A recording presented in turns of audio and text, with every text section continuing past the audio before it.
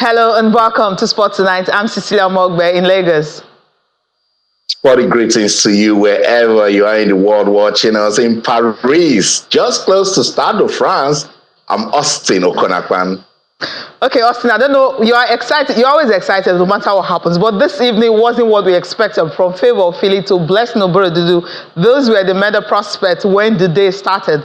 But somehow, nothing happened. Favour finishing sixth in the 200 meters. And of course, Thomas shocked everyone. She won that race. The favorite was Julian Alfred. She couldn't win it. She finished second. He had two Americans, one first and one third, and Favour finishing sixth. Blessing Oborududu, well, a bronze medal match, she lost that. So much to talk about tonight on the program. Of course, we'll be talking about the Olympic Games and just touch down on other sports that are currently going on in Nigeria. Heartland, they have a new coach, and Emmanuel Amunike happens to be the new coach of Heartland Football Club. And also, yes, what's going on other parts of sports. We'll also touch down on a little bit of some other things, but our focus tonight is obviously the 2024 Paris Olympic Games.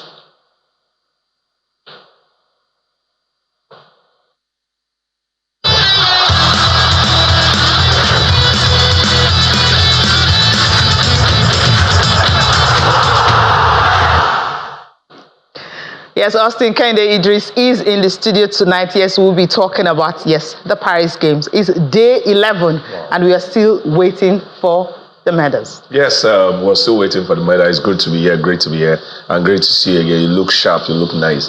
I was discussing this afternoon with friends and colleagues, and I said, a lot of exciting moment, but there is something I miss.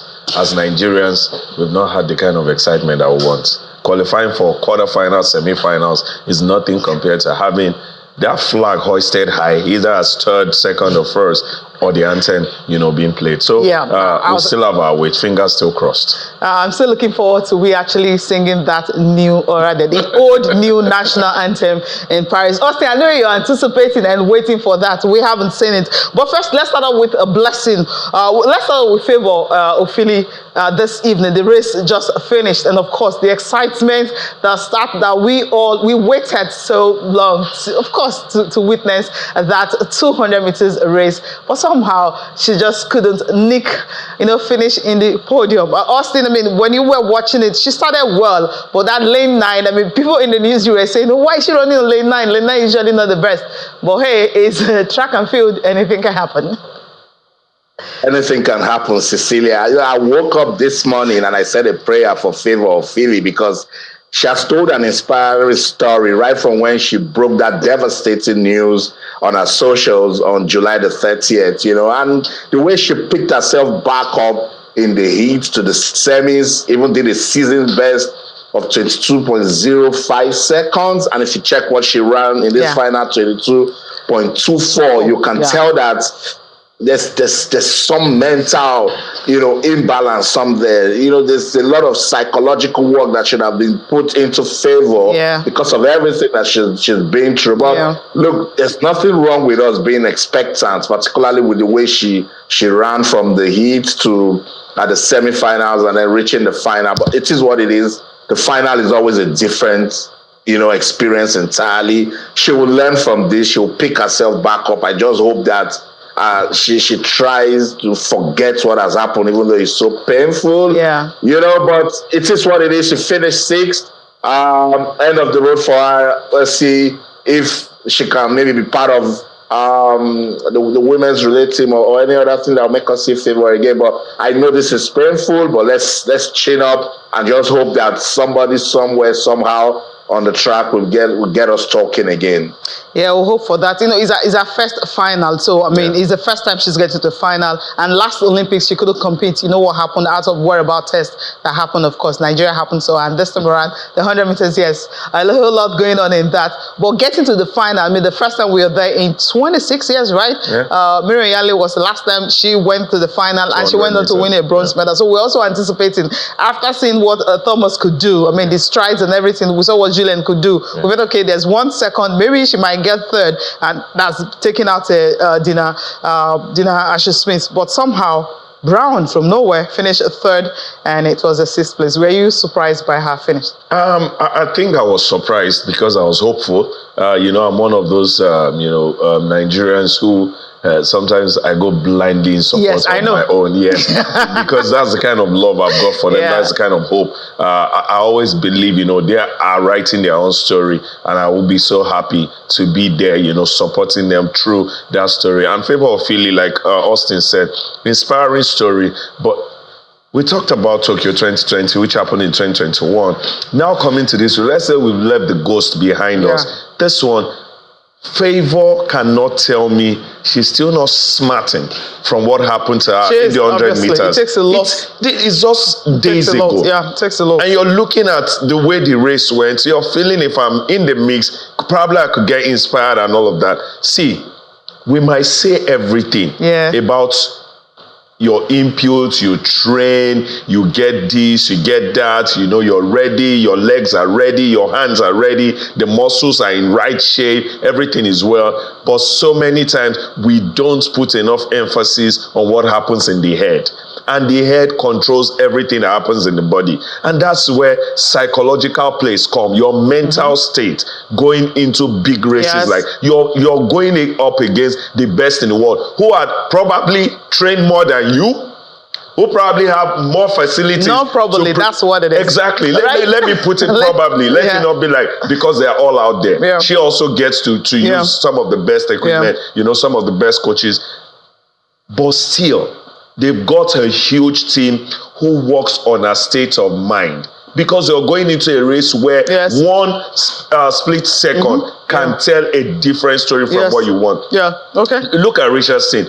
She still feels, the whole race thing, the way she got into the final, is the reason why she couldn't get that gold medal. And see, we'll go back and talk about everything about, Favour Ofili, but we should start doing something about the mental state of our athlete. It's a whole lot, especially today. It's so fickle a matter that we need to put a lot on. It is. I hope the administrators will listen and also allow the athletes to just focus on competing. Well done. Well done for that. Let me just tell you guys what happened 200 meters. Gabby Thomas, of course, she ran 21.83 seconds to win the gold medal. Julian Avred from St. Lucia, 22.08 seconds. Of course, Brittany Brown, also from USA, 22.20 seconds to win the bronze medal. Of course, Ofili, as you mentioned earlier, running 22.80. And of course, winning and finishing 6th. Okay, I think the bronze medal is still in my head. Finishing 6th in the race. Now, bless Oborududu. Austin at the Commonwealth Games, we saw what she did. At last Tokyo, she and S.A. Brume were the ones who won the 2 medals that we won in the Olympic Games. But this time around, Blessing just couldn't get anything, in that bronze medal match. Austin, we can't hear you. Cecilia, this is another painful experience, know, and I'm sure you understand why, because I know the inner workings of wrestling in Nigeria. I know these wrestlers, and for Blessing Oborududu, she's been fighting with injury for quite some time. If you check the semi-finals, when the Canadian discovered that she was hiding that leg, she started attacking in the leg. Yes. So I'm always saying that we should take care of our athletes. We should look after them. That's the difference when they get out there to compete and they know that the country looks after them, that they are fine. You could tell that it was just Blessing pushing herself and ensuring that she makes it to the Olympics and do her beats. If she can win silver the last time, then she can, who knows, even win gold. So when she qualified for the semifinals, I was like, if we have a standard, proper medical team looking after them, right away they would have gotten to work, find a way that they can just, fix her properly. Yeah. But today you could tell that it affected her movement, the way that her approach, the attack with no Blessing Oborududu to give. It didn't happen, Today I was doing a lot of observation. I was at the Nigeria House. I saw the minister. I saw sports administrator, and I was just observing. And I'm like, where is the will coming from to transform sports in Nigeria? Because our athletes, they do their best. They give all time. But you see, I keep saying that it's 360 degrees branding. Everybody must play their part. So it's sad. I wanted Blessing to win something. But then again, if we win 2 or 3 medals, everybody will say, oh, we have arrived. No problem. God is well. All right. So maybe we should start documenting this lesson. Yes. And see how we can improve from here, Cecilia. Okay, how we can improve. That is really important. Now, let's take a look at Team Nigeria's performance today and what happened earlier today. Yes, I can't be celebrating because I should be celebrating. For the first time in the history of the country, you're having 3 women actually qualifying for an event. Of course, that happened in long jump earlier today. Ese Brume, her last jump, she saved the best for last. That's how you call this. Her last jump gave her automatic qualification, 6.76 meters. That's what she jumped to get to the final of the women's long jump. Ruth Usoro couldn't run at the last Olympics. Of course, you know what happened to these athletes. She jumped 6.68 meters to get into the final. And of course, Pristina Ochonogo, the 18-year-old girl, we remember what she did at the African Games and also what she did at the national trials. She jumped 6.65 meters for her to reach the final. So for the first time, we're having 3 Nigerian women in the final of the long jump. Maybe a medal will come from this on Thursday when you're in the final. Now, still talking about Tuesday's performance, Udodi Owuzurike, he's in the semi-final of the men's 200 meters, clocking 20.51 seconds in the repage rounds earlier today. And of course, the women's 400 meters, Ella, that everyone was talking about, she should have run the Miss Relay. She clocked 50.59 seconds to qualify for the semi-final in also the repechage round. We also have some other athletes. Samuel Ogazi just this evening, new personal best of 44.41 seconds to finish in 3rd in heat 3 of the 400 meters semis to qualify for the final. So we can be celebrating some finals. Yes, I know someone like Kende Idris feel we shouldn't celebrate this, but when you're having for the first time, I think the last time we had someone in the 400 meters final was Ebunike. That was a long time ago. So having an athlete being able to reach this, and we've never had 3 athletes actually qualifying for the final. You see USA, Great Britain, China, even Netherlands. You see these countries actually having Jamaica. Of course, no, those are the kings. Yeah, these are countries actually qualifying for about 3 events, 3 athletes qualifying for final. But we're seeing that in long jump today. Yeah, I was waiting for you to pronounce the surname of Udodi. Sorry, Ella Onojurebo. But that's on the lighter note. We were talking about Oborududu earlier.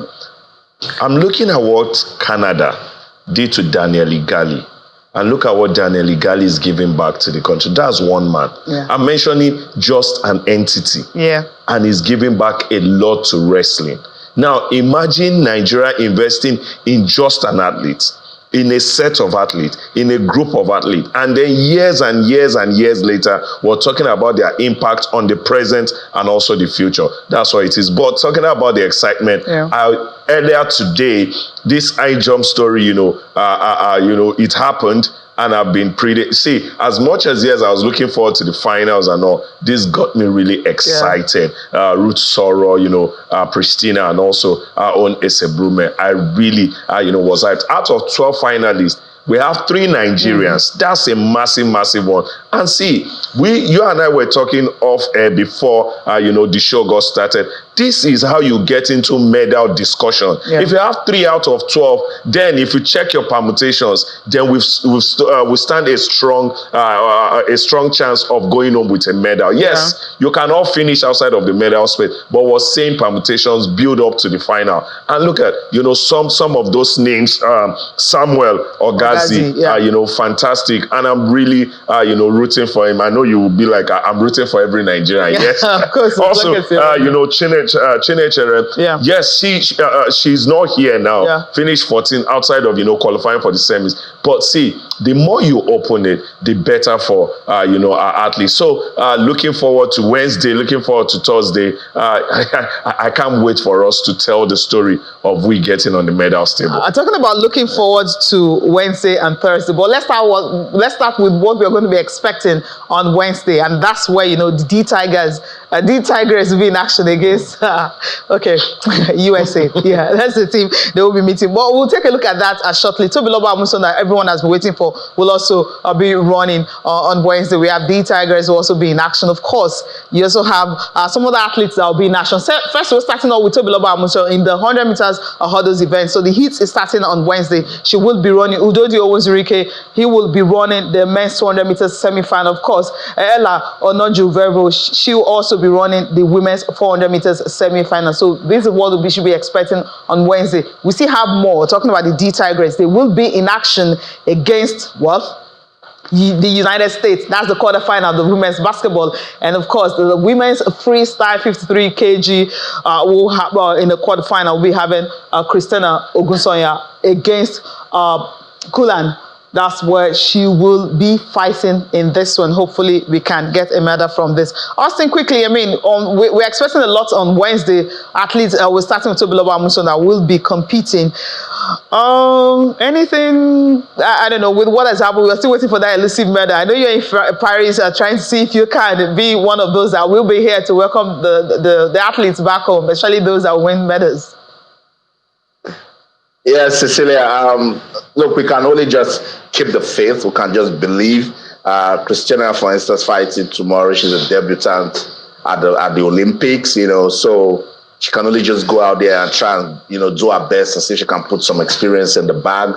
The D Tigress, she also listened to the minister. The minister came around today. Spoke to the girls. Brought good news from Mr. President. Let them understand that it's a national assignment, but we've got a mountain to climb against the United States, team. So we can just believe. We got the rowing team also, the sailing team also in the final. So that's pictures from the meeting today that the minister had with the girls. They're pumped up. I've always said it that the D Tigress, they give us that attitude, to succeed despite everything that they've been through. In fact, I don't even like talking about their ugly tales because they somehow just find ways to pick themselves back up. When I spoke to Amy Okonkwo, she said, look, nothing has changed, that this team, they are fighters and they will approach the United States game the same way they'll be approaching every other game. And we can only just support them, wish them all the best as they play the quarterfinals. They're already record breakers, history makers. We're so proud of them. Irrespective of what happens tomorrow, they are still champions. All right, still champions. Let's quickly take a listen to the sports minister when he met with the D Tigress earlier today in Paris.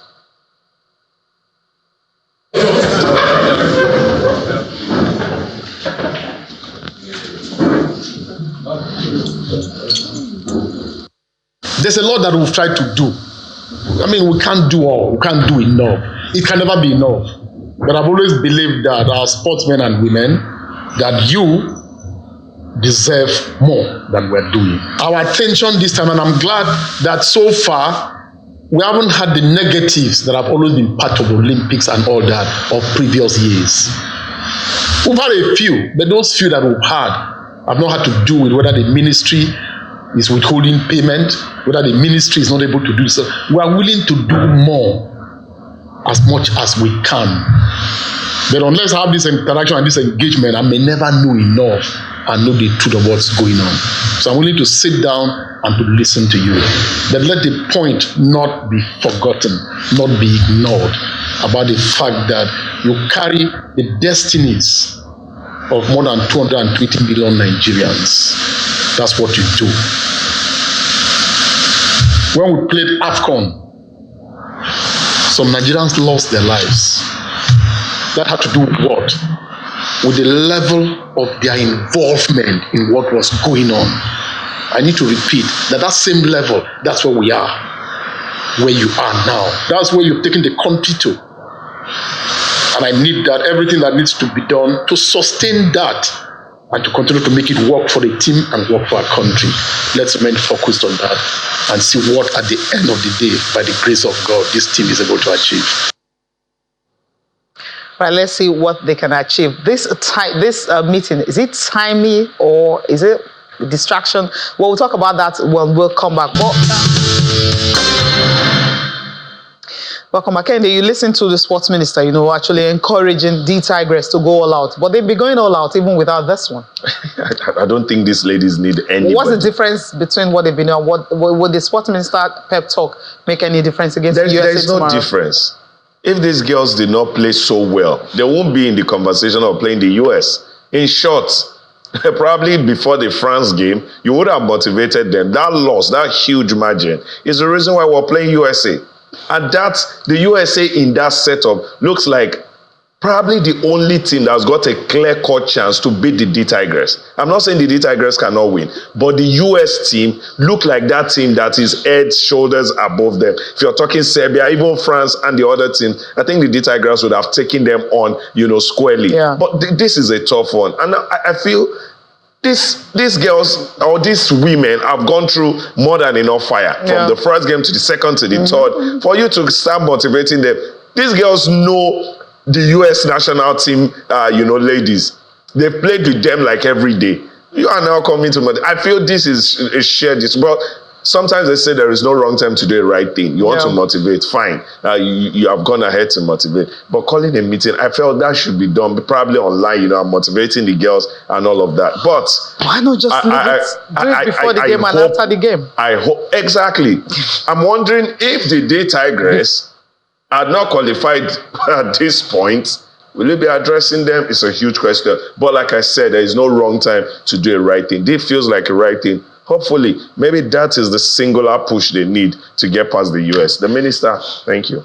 Austin, do you think this will this make any difference? We've seen the D Tigers, see how they fight. From the very first game against Australia, against France, yes, they lost by that wide up to about 20 points plus. But then against Canada, we saw the difference that they could make, especially when they go all out to fight. Yes, USA number 1 in the world, 58 game winning streak in the Olympics.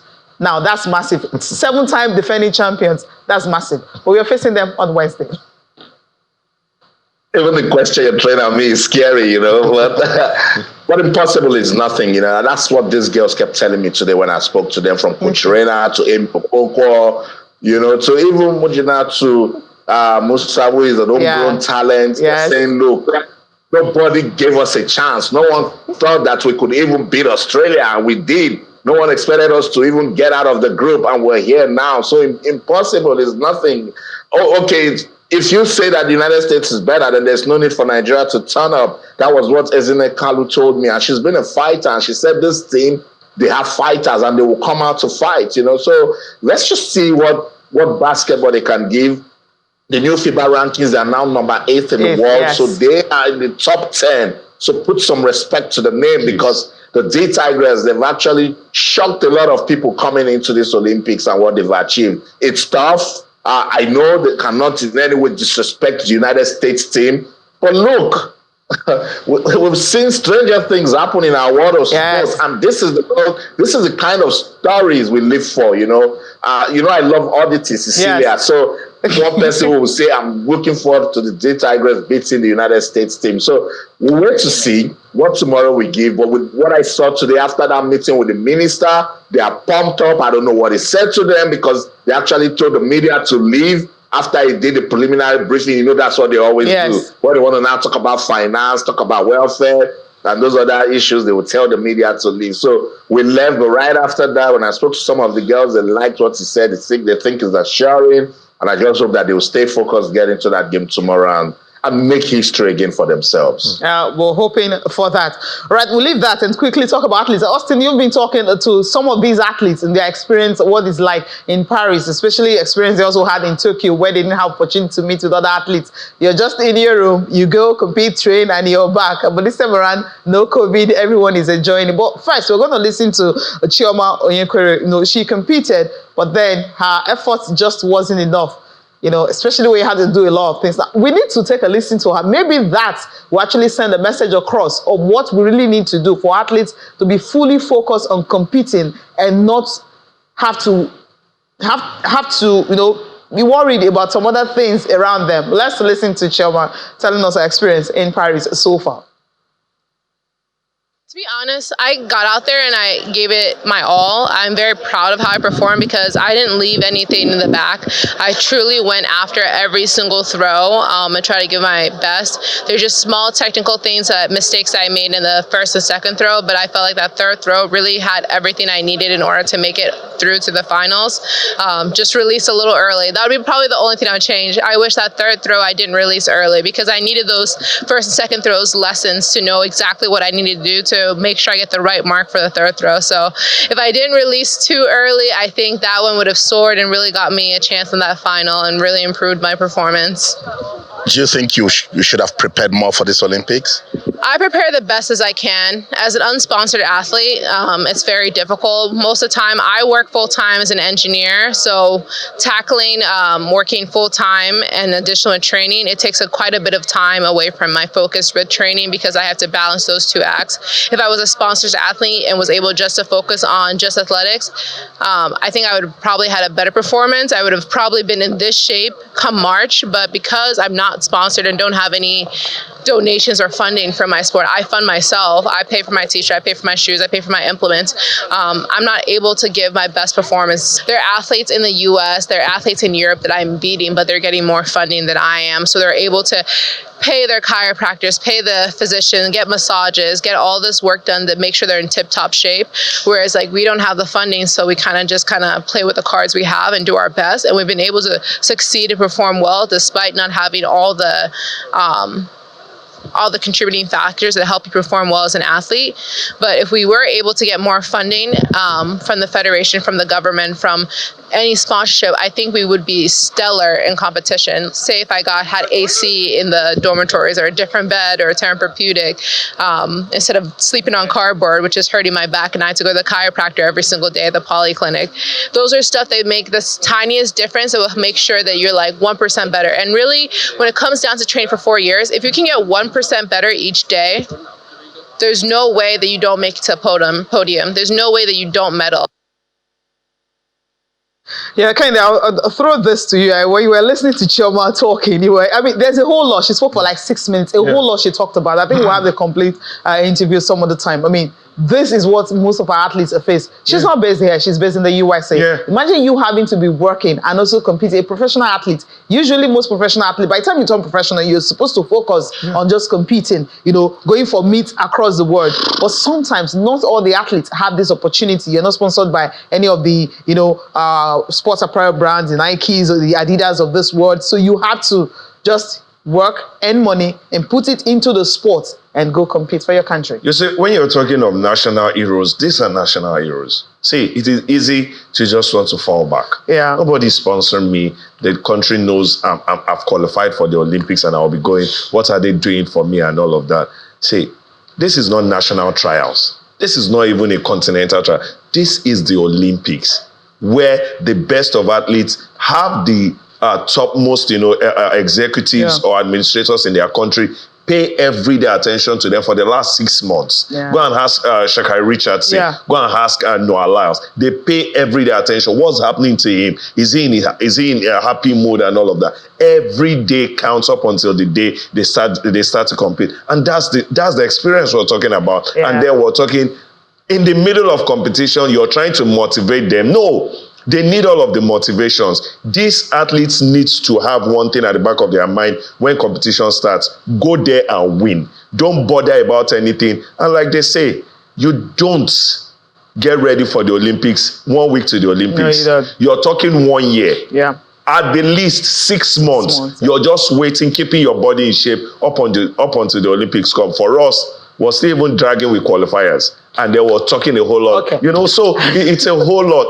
And that's just our own story. I'm sure if you ask every other athlete, how can you be preparing for Olympics and you're still doubling with jobs? Yeah. Because you have to keep body and soul together. As he says, it's just not just Nigeria. The only one. Yeah, there are lots of them are doing that, especially when you're not in that green sport. We're talking about the 100 meters sprint, the 200 meters, and these are where the money is. But all the sport is hard for you to get. Austin, you've been talking to these athletes at the Olympic Village. You also spoke with the boxer also. These athletes have been, sharing their views, concerning the Olympics. And of course, Chioma's story is something that resonates, across Nigerian athletes. That's why we keep talking about start preparations on time. Talk to these athletes. What are they up to? What are they doing? What do they need? What support can you give them? And not just when trials, national trials, so everybody fly yourself down, we'll pay your tickets, you go back. Olympics is here, come back.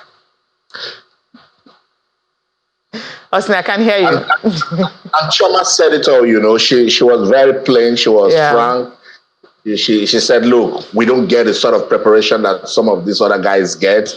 She mentioned some of the things that she even had to do on her own, you know, on her own, you know, compete at the Olympics. So that's where the country needs to wake up, you know, because athletes' welfare matters. That's the difference, you know. That's what it takes to go in there. You know, when I got to the athletes' village, you know, pictures right there for our viewers. You could tell when they came to talk to me that they need more, they deserve more, you know, because they live in environments where they see the right things being done. I just hope that we get these things right. Okay.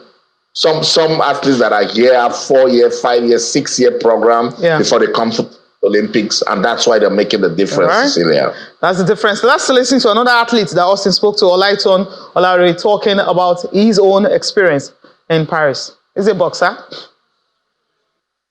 On the day, it was a better boxer that day. I tried my best.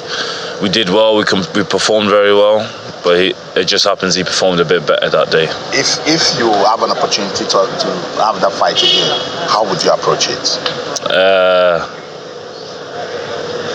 Well, we know what his style is, especially how it works with me and him when we're in the ring. So I would try to capitalize on the mistakes I know he makes and defend against the strengths he does. Do you think you've got enough preparation for this Olympics? I think there's never enough preparation. Even if you have so many things set up, like the bigger funding of countries, there's never enough preparation. But I think the preparation could have been a bit more, a bit longer. But for what we had, we used it to the best we could. What was it like representing Nigeria? Oh, it's amazing. It makes me full of pride. You know, representing the country I was born, my parents' countries, my grandparents' country. It's very prideful. I started at 15 or something. People I'm boxing against, they started at 8, 7, 5. I'm at the same stage as they are. So sure, it can help you, but if you don't start early, it doesn't mean anything. Also, you know what? There's someone that'll wrap this up for us, man, talking about what we need to do to win medals at the Olympics. So you spoke with him.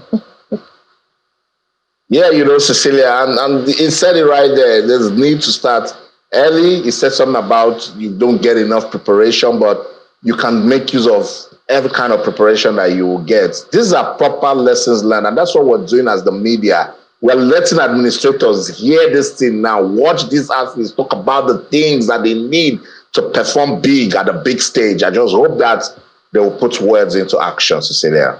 Yeah, putting words into action. Let's listen to the reinstated Deputy Governor of Edo State. He was in Paris. You know, he spoke with Austin, talking about some of the things we need to do to start winning medals at international events, not just the Olympics, everywhere. I think after this Olympics, we need to start preparing for the next Olympics from day one. Not when 2 years or a year to the time we start doing trial, and that is when we start looking for ready-made players. No, we need to consciously start preparation. All the riverine areas in Nigeria should wake up now for us to win the next gold medals in swimming. Aquatic Federation should wake up, and we should now learn to domesticate certain sports in certain regions in Nigeria. And when this riverine area can produce swimmers, the northerners can produce long distance marathon athletes. Football is general. So gymnastics, we in Edo State should take over gymnastics. You understand? So when I look at the kind of sports that other countries are winning medals, we can actually do well in those sports. And these are natural games that we can have. So I think the problem of sport in Nigeria now is that it's when the tournament notice has been served, we start preparing. No. After this Olympics, as we go back, as we welcome the team, we should start preparing for the next Olympics. Government should have the will, and not just will. Government should also create incentive for private sector to be able to drive sport. Government alone, in fact, government cannot drive sport without 60 to 70% of private sector participation. Government business is to create the environment facility, while the real actors should be the private sector, and that is the only way sport can actually come back. Like I always say, First Bank, for instance, they like basketball. So they should fund basketball in Nigeria. So we look for other clubs, Dangote, Boa, all these. We should make sure that government give them incentive for them to run and help to grow those specific sports. And when we do that, government role will just be supervisory. All right, you were finishing it up for Kennedy was actually finishing up the sentence for him, supervisory rule. He wrapped this up for us. So there's not much to talk about because he has said what we need to do to ensure medals, domesticate some of these events that we're actually good at, and then we'll reap what we're sowing. Right, Cecilia, it described it properly. It's a national assignment. Edo, what can you do? Akwa Ibom, what's your strength?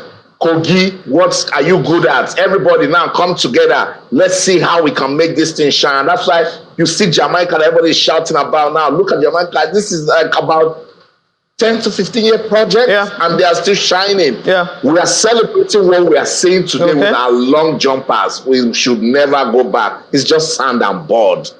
So now that we've got to finally let's sit down and find a way to make it a national thing so we can sustain it, Cecilia. That's what we need to sustain that. Kind of, you were nodding your head when he was talking. Just wrap this up for us. We'll look at the medal table. I think that's just the caption. Yeah. A gold medalist at an Olympics, when he was interviewed, he was in tears. And they asked him, you just won the gold, why are you crying? He said, because the next Olympics is in my country. I'm looking at replicating what I just did in front of my fans, and the preparation starts now. Every Olympics preparation starts immediately the other Olympics finishes. And that's what Shuaibu was saying. Prepare early. Don't go for ready-made. Yeah, don't go for ready-made. That's the message. Now, just a quick one before we look at the medals. Annette Echukwuka-Wenke, if you remember her, she was one of those athletes that couldn't compete in Tokyo in Amateur. She just won silver for Team USA this evening. Yes. So she left because she couldn't compete. Okay. Now look at the medals table and wrap this Olympic segment up. Now, China, of course, they're still leading the USA. This medals table is at 8 p.m. This evening. So with Annette actually winning the silver, so USA, will have more silver right now. But China is leading the pack with 22 gold medals, 20 silver, and 14 bronze medals. In total, they've got 56 medals. And USA second at 21, 30, 28, and 79 in all. They have more medals, but less gold, just one less than China. This was as at 8 p.m. Okay, that was before the 200 meters race. So it tells you that right now, USA should be topping the medals table. Australia, 14 gold medals, 12 silver, 19, and France, of course, the host nation, 13 there, 16, 19, and 35 overall. For Great Britain, joining this one. Great Britain have won 12 medals so far, 14 silver, 13 bronze medal, and of course, in all, they've got 44 medals overall. Nigeria, we're still waiting. Yes, track and field is on, and that's what we're thinking, that we might just get more medals. We'll wrap up the Olympic segment here, and then we talk about Heartland unveiling a new coach.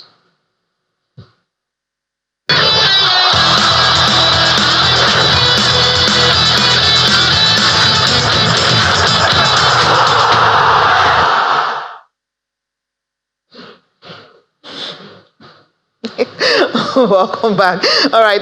Let's talk about Heartland. They've unveiled a new coach. We have the governor of the state unveiling that new coach.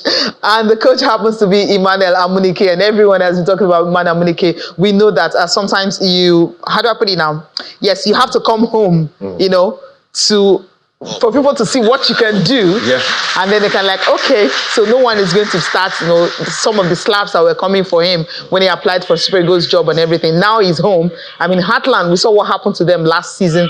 They have one of the worst seasons. They went on relegation before, they came back, and now you're having a lot. And the mandate that have been given to Iman Amunike is that he should at least take them to the continent and maybe win a trophy.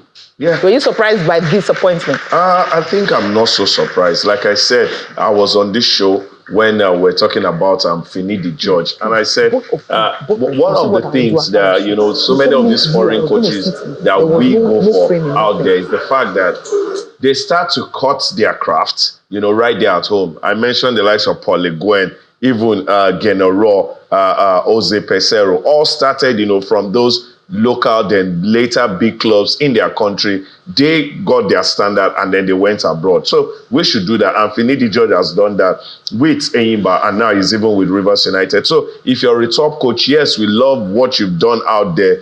If there is nothing serious you are doing, then you can come back home. See, Amunike is a top coach since that thing he did with Tanzania. And yes, everybody around the world is talking about him, not just Nigeria. In the light where they can't talk about him. Now, he has gotten a job where you can put something on his name every day because the league is week in, week out. So if you're not talking about what he did last week, you'll be talking about what he would do the coming week. So, and I think, like you said, come back home, do it. Heartland, feels like home is from that region. So we want to see what happens. It doesn't necessarily need to win, a trophy, but want to see a pattern, and then we can say, oh, this is Amunike ball. All right. Like they place it out there, Ate ball, and a Tenag ball. Maybe we'll say Amunike ball. Like we already see Finidi George ball. So we want to see that. Fingers crossed on that. I would really love to see it. Probably one day, Finidi George versus Emmanuel Amunike. We're going to see that, obviously. It's the league, of course. They're going to play against each other. Let's listen to the unveiling by the governor, tasking him to actually, take them to the continent next season. It's faster. Satisfy the yearnings of our people and improve and stimulate the enthusiasm that usually greets the successes of Heartland Football Club by reorganizing the administrative structure and also strengthening the manpower and the management strength of the club. In that bid, we decided to go for homegrown solution. We identified one of our best who played for Nigeria as the national coach of Tanzania, resident in Spain. We dimmed our searchlights and we were able to locate Emmanuel Amunike in Spain. An expensive coach, but we struggled to plead combining patriotism and love of state to whatever we were able to afford. And he graciously agreed to come. I've given as one of the targets to the new leadership as a must that you will not only win the premiership, we must go for the continental and regional competition.